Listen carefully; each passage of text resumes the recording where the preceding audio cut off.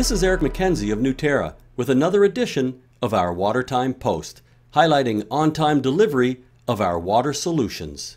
A major power generation utility in the U.S. required a new water treatment system for boiler and cooling tower makeup to replace an aging ion exchange process that was unable to meet the discharge requirements for mercury.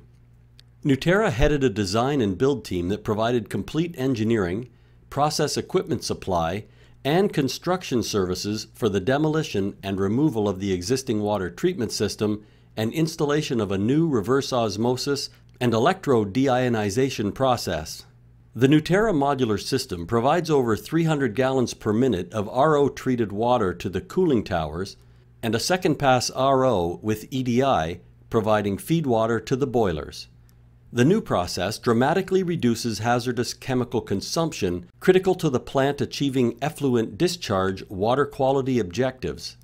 Custom PLC and HMI programming and close integration with the existing station control system allows the plant to complete this upgrade with minimal change in overall operation.